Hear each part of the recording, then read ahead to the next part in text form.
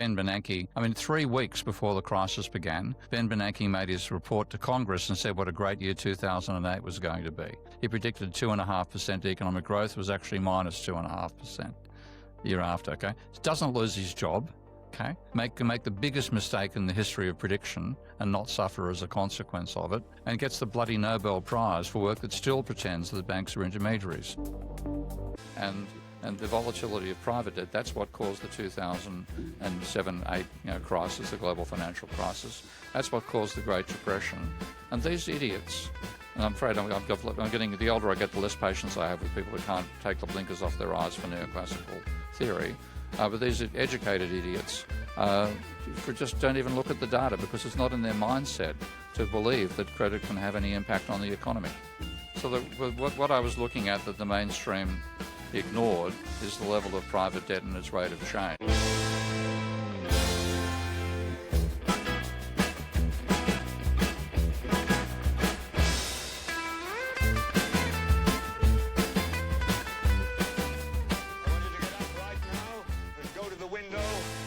Open it and stick your head out and yell, "I'm mad as hell and I'm not gonna take this anymore!" If I were the man I was 5 years ago, I'd take a flamethrower to this place! Speak as you might to a young child or a golden retriever. It wasn't brains that got me here, I can assure you of that. Professor Steve Keen joins me now. Steve, you first appeared on my radar a number of years ago. I have a little piece of paper here. I call it the Fabulous Five. There's 5 names on that piece of paper, and I discussed these individuals with students in the context of the financial crisis in 2008. So you might be familiar with these names. Peter Schiff is number 1. Yeah, Peter and I've had a couple of conversations. Yeah, okay. We had Rajan Rajaram. Former famous speech in 2005 in Jackson Hole. I think he wasn't. That didn't go down too well with the powers that be. And Pettifor. Anne's a good friend, a close friend.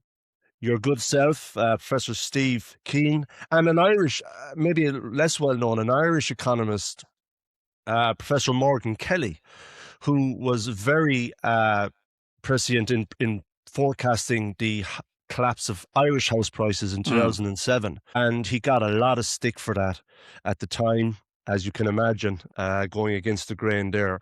So we like rebels in this country. Might get a small bit of background in terms of where did the anti-establishment contrarian come from? Well, it starts right back when I was first learning economics as an undergraduate student at Sydney University, and literally in first year. And this is in 1971, so we're talking, well over 50 years now.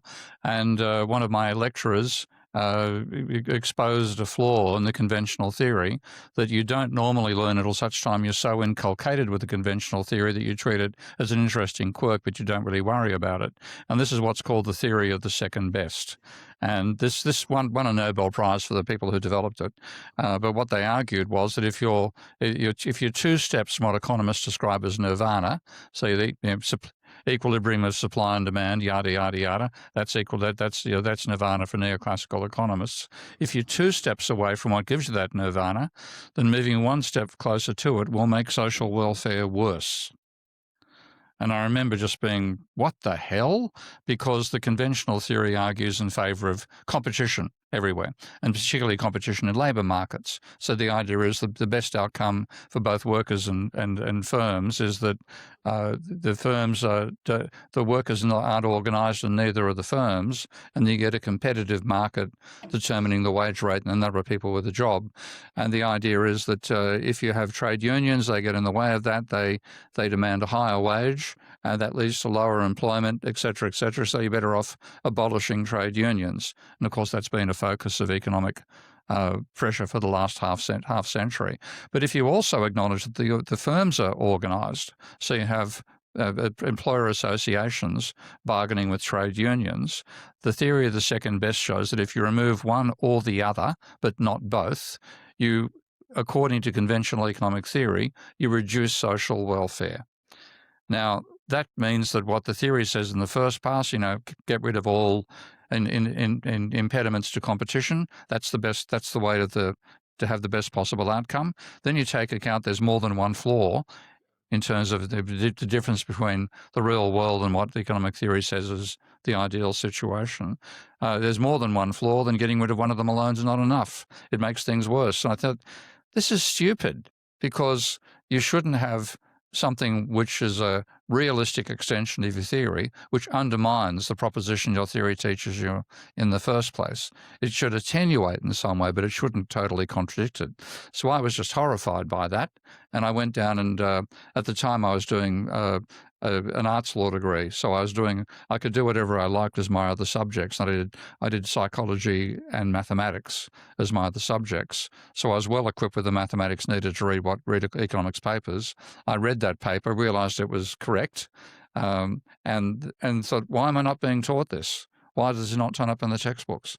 So I've been a critic ever since then. And that's the defining moment for me. In terms of looking at the core mistake in your mind that mainstream economists make, but Yeah. what are the core issues you find? Well, the core mistake that they make is treating the economy as if it's an equilibrium system. They believe that markets reach equilibrium between supply and demand. All markets in general tend towards equilibrium. Capitalism is something which gives you equilibrium. And this was something which sprung out of the limitations of the 19th century, that of course we didn't have computers then. You had pen and paper if you were lucky. So if you wanted to make an analytic argument, you had to do whether you could either do it with mathematics or what you could do with drawings. And that was something which for the 19th century economists who developed what we now call neoclassical economics were quite conscious of. They realized that their analytic techniques weren't up to the issue. So Marshall, for example, his principles of economics was basically the foundation of all modern textbooks until Samuelson came along, and then you get a blend of the two. He said, if we want to do the analysis properly, we should be modeling it as an evolutionary system. He said the mecca of the economist lies in evolutionary biology. Okay, so he said evolution is necessary, but we can't do that at the moment. So we use this construct of equilibrium.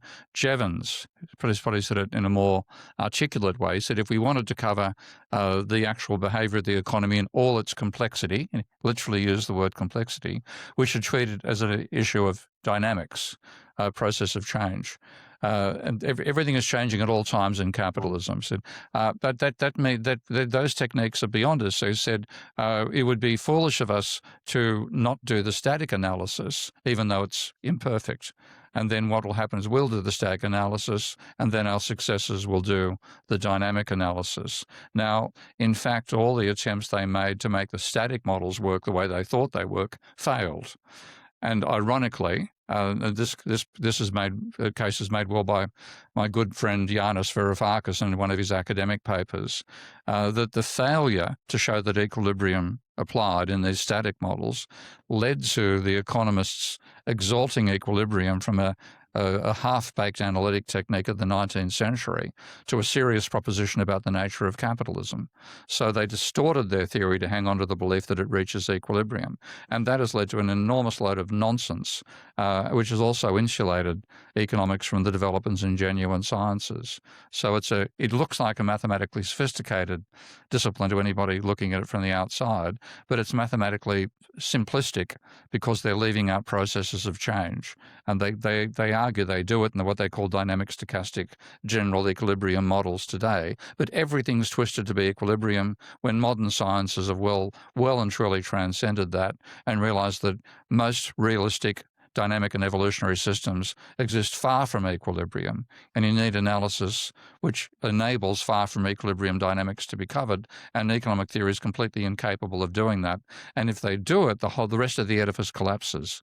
So they basically remain insulated from the rest of the academic disciplines and in a little fantasy world where equilibrium applies, and that becomes what they think is the real world, and they end up being zealots for their vision of the economy rather than analysts as people think they are. I think I remember recently reading something from Professor Richard Werner, Princes of the Yen author, and it was basically the field of economics hasn't advanced in over 200 years or maybe 150 years, something like that. Actually, you'd actually find Nobel Prize winners saying much the same thing. So a guy got the Nobel Prize, and it's not a Nobel Prize, by the way, for those who don't know. There was a Nobel's Prize did not include economics, and actually specifically said he wouldn't because he didn't regard it as a science.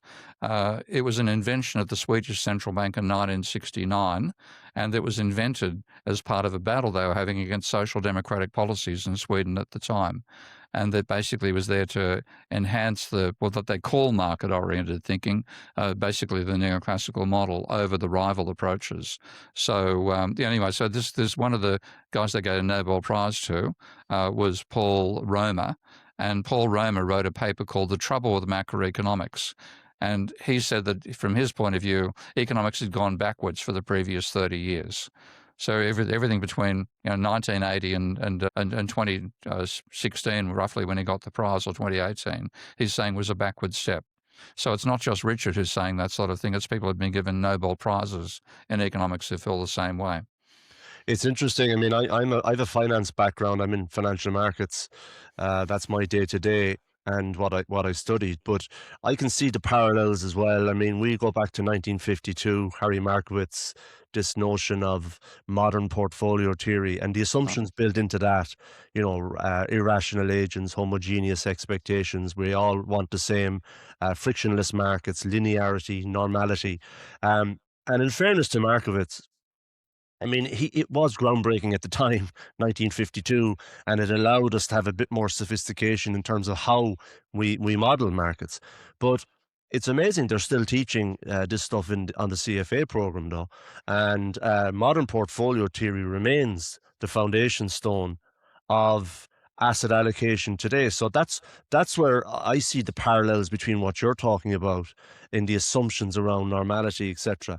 Well, the finance is just a branch of neoclassical economics, and the whole efficient markets hypothesis. That's another example of the nonsense that neoclassical economists will continue promulgating, even when they themselves have said it doesn't work. So there's probably, I don't know that you would know about this paper, but you know the names Famer and French. Yeah. Okay. Yeah. They published a paper called The Capital Asset Pricing Model, Theory and Evidence in 2004. And they literally said that this should not be used for practical purposes. Now, do they continue promoting it because they can't work out anything else to do? You'd also know of Sharp, who came up with the idea of the capital asset pricing model itself, wrote that he made the assumptions to actually go from a model of a single individual to the model of the entire market. He said he assumed what he called homogeneity of investor expectations. Investors are assumed to agree on all the various details, the mean returns, standard deviations, etc., for every share in the market. And he justified that by an appeal to Friedman's nonsense ideas of methodology. But in the paper in 2004, Famer and French, first of all, said it fails. It doesn't empirically fit the data by any stretch of imagination. And in fact, the angle, like it'll talk about the angle, the slope of a trade-off between risk and return. Well, the slope happens to be the opposite of what they say when you do the empirical measurements. And they admitted in that paper that not only does Sharp assume that we all have the same expectations, he also assumes they're correct. That's William Sharp, right? Yeah, if I push back a little bit there now, right, and said that if you look at a lot of the factor research and you're talking about the low volatility premium there, where the old linearity between high risk, high return, like there is empirical evidence that there is such thing as a low volatility premium. So low volatility stocks outperform higher volatility stocks. Yeah, well, that's stuff you can find in alternative theorems. So you've got, for example, the stuff that Mandelbrot gave us, the fractal markets hypothesis. Okay, that's one that covers it. You get the work of Hagen. Okay, yeah, you heard of Hagen? He wrote the book, Robert Hagen. He has a big textbook, I think, Robert Hagen. Yeah, well, he's the textbook bullshit. Okay, you might not be aware of this. So I was reading his stuff before he retired as an academic, and I've got one of his books up here on my shelves, and it was all the efficient markets hypothesis. However, there was always an appendix at the back that went into detailed mathematical and empirical crackdown of that theorem. Now, when he retired, he started publishing other books, one of which is called The Beast on Wall Street, another one called The Inefficient Markets Hypothesis. Okay? Now, you don't get any of this turning up in what you get taught, and these are far more realistic, far more empirically accurate than the sharp and the CAPM attitude and so on. But the thing is, to take this on, you've got to abandon the whole equilibrium obsession. And academic economists will never do that. So they'll add a little attenuations to it, but they will never admit that it doesn't work, isn't the right reference point. And of course, one thing that Hagen argued in his books, that the market is not efficient, it's the opposite, it's inefficient. And therefore there are possibilities you can find shares with low volatility and high return, which according to the inefficient markets hypothesis, they shouldn't exist. They're the entire basis of Hagen's investment strategy. So you mentioned physics earlier, and I think the more I look at financial markets, the more I realize it's more in line with physics than anything else. I mean, market gets heavy, it falls, it's linked to gravity. But in relation to, we know markets and the economy is nonlinear. We know it's stochastic, it's unstable. So if I was to push it back on you, then is it impossible to model such an unstable system then? Not at all. The mainstream economics is an obstruction to us doing that modeling properly, because again, this is something that's come out of science rather than economics. The idea you've got to model far from equilibrium systems. So this became obvious to scientists in general back in the early 1960s. Because like we're all used to watching weather maps these days, and getting forecasts you can sort of trust. You can watch the forecast during the week, what the weekend's going to be, and plan your activities accordingly. You couldn't do that back in the 50s because what they were using was linear techniques, and they assumed equilibrium fundamentally. And a mathematical meteorologist called Hans Edler Lorenz, he said, look, it's just wrong to have linear models of the weather. The interactions are nonlinear. So a high level of temperature causes a high level of moisture, which causes another factor, and they amplify each other. And to make his point, he took the Navier-Stokes equations, which are incredibly, insofar insoluble, nonlinear equations that describe fluid dynamics in two dimensions, time and space. He took those and reduced them to a one-dimensional model, so just in time, with three variables and three parameters. And you couldn't get a simpler looking model, and it generated complex systems behavior. So that was back in the 1960s. That's a paper called Deterministic Aperiodic Cycles. So that's been commonplace in science from the 1960s. And meteorologists adopted it almost immediately because they didn't have any ideological belief that the weather was in equilibrium. So consequently, that's not the only way in which meteorology has advanced since the 1960s, but that's typical of sciences in general. They've got used to handling non-equilibrium systems. Economists still obsess and believe you can do equilibrium modeling. So I've used the same techniques to model the economy, and that's why I saw the financial crisis coming, because I had a non-linear, non-equilibrium model of financial dynamics, and it predicted that a high level of private debt would lead to a crisis, and that's exactly what happened in 2007. And the mainstream economists to this day still don't have a decent explanation for it, and they ignore the arguments for the financial sector caused the crisis. So it was 2005, I think, is when you started raising the alarm about the amount of private debt. So moving into private debt, then I know that's a major factor in how you see the economy, how you spot instability. So what other variables are you looking at, and as part of your forecast, as part of your model? Well, it's actually ridiculously simple. What I look at is the level of private debt. Okay. Now, you'd imagine that economists look at the level of private debt. They don't. They collect the statistics because the way that the post-war statistical architecture was set up, a guy called Copeland established what's called the flow of funds tables in the States, and therefore they, as part of that, the economists and statisticians and people working for financial institutions collect data on levels of household and corporate debt as well as government debt. But the neoclassicals have completely ignored that data. So according to their preconceptions, they argue that private debt does not change aggregate demand. So they leave it out completely. I've proven, not just asserted, I've proven that that's wrong. When you borrow money from a private individual, like if I borrowed money from you or vice versa, we'd be changing who can spend the money. We wouldn't change the amount of money in existence. But if you go to borrow money from a bank, the bank says, that's a great idea. Here's a €500,000 to buy a property in Dublin. And by the way, you owe us $500,000. So they've created debt and created money at the same time, and that becomes part of spending power. So nobody borrows for the sheer pleasure of being in debt. So you borrow to spend, and therefore that extra money that's created by the loan adds to aggregate demand and income as well. And that's obvious. It's very simple to prove mathematically. I've done that. But neoclassicals don't even look at the literature because they don't want to admit that banks can create money, because if they do, the rest of their edifice collapses. So they ignore the evidence. So the alternative mainstream view is that the money multiplier, just so people understand that what this says is that banks will lend out deposits. Yep. And again, if you surveyed 100 people on a main street in Dublin, they would assume it's either that or a central bank creates the funds. There just isn't the awareness out there that commercial banks create money in terms of lending. I don't like the expression thin air for the simple reason it implies magic is involved. Okay, it's not magic; it's double entry bookkeeping. And like you'd think economists understand double entry bookkeeping.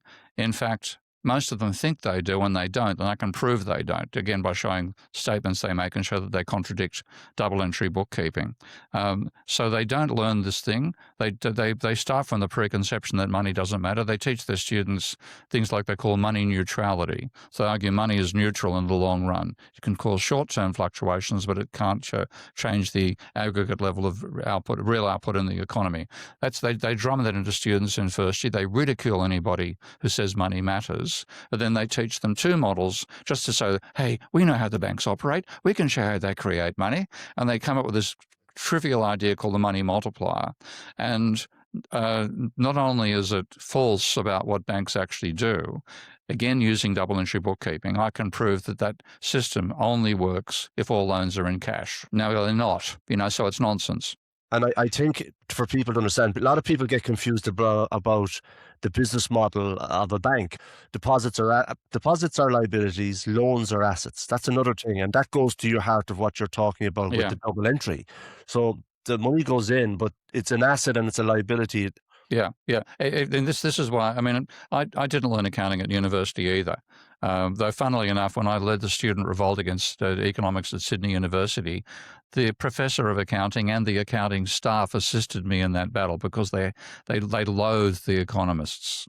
Okay. So they actually, accountants supported me. My leaflets were printed on the accounting department's machines.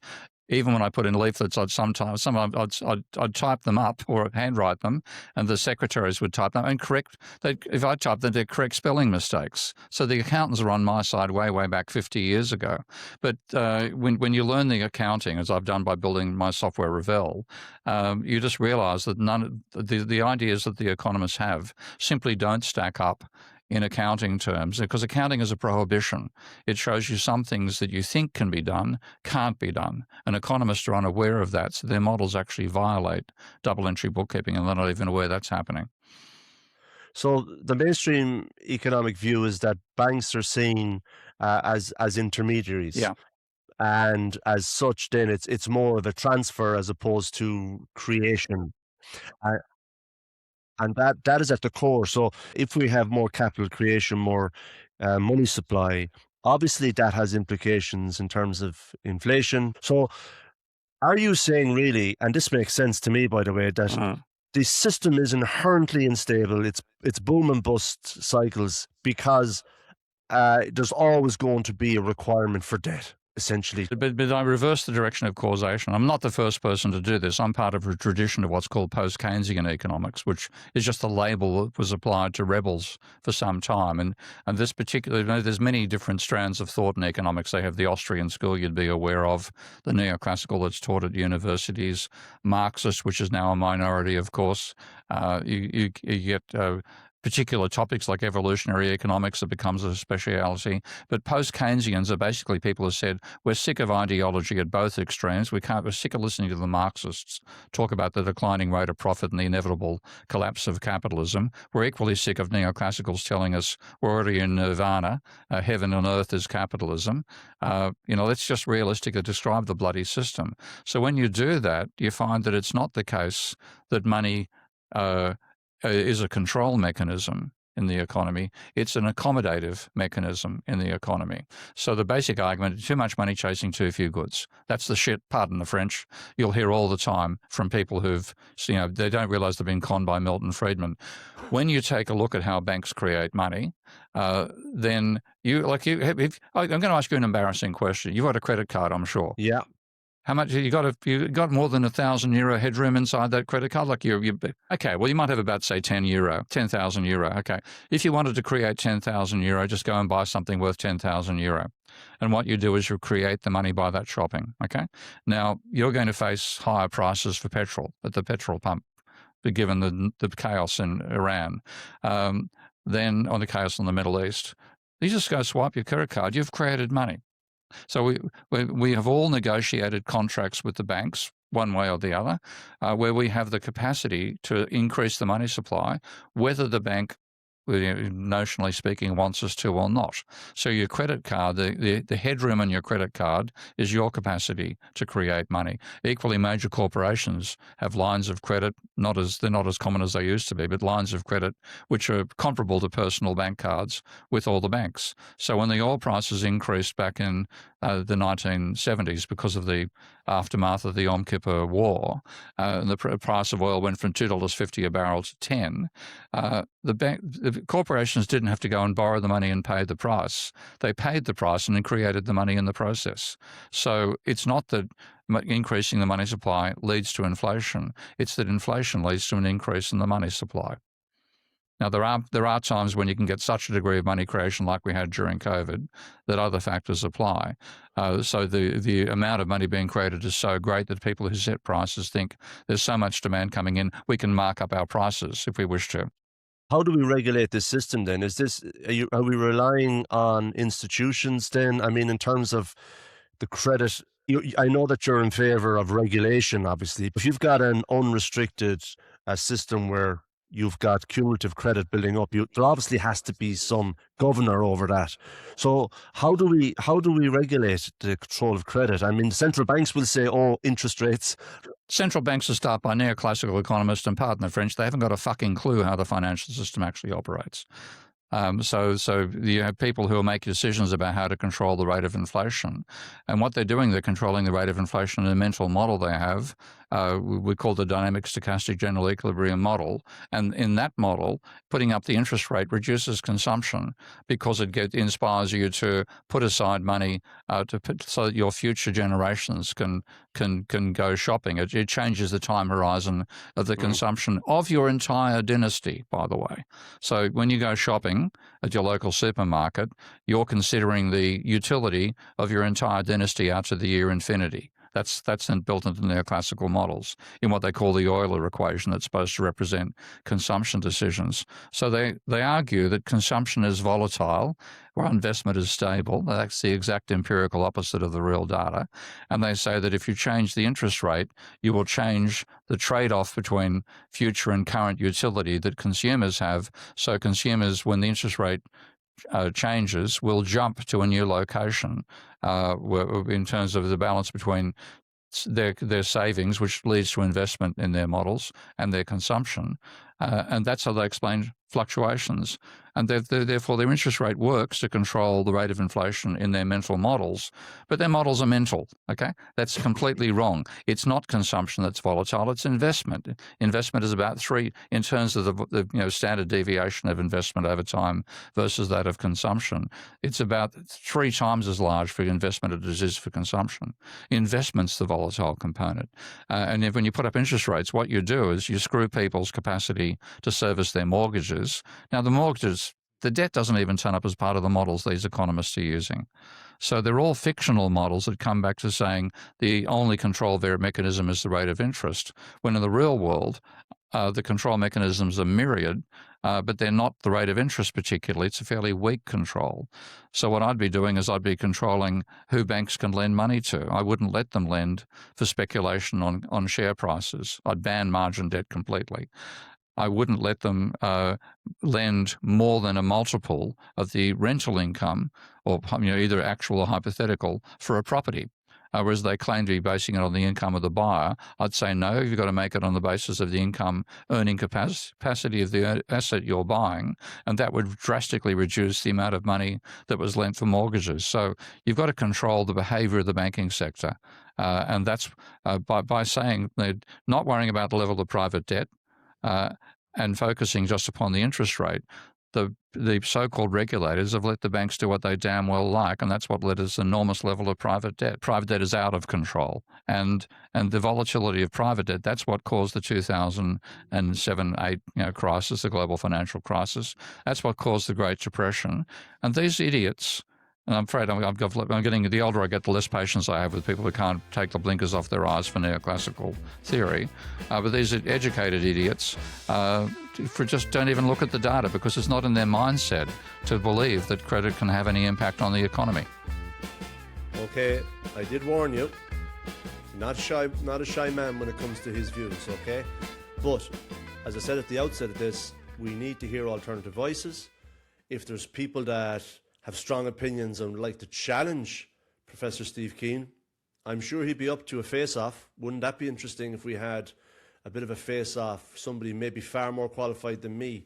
I'll adjudicate it. I'll be the referee. And, if you're not happy with some of the things that Professor Keen has said, contact me, reach out, and let's set it up. In the next series, I'll be pushing back on Steve a bit. Okay, give him a bit of free rein there, but I will be pushing back on him because it is important that we don't just nod and agree with everything that somebody says. We have to be credible, and to be credible, we have to push back. Okay, have a great weekend. I hope you enjoyed it, and we'll see you next week. Take care.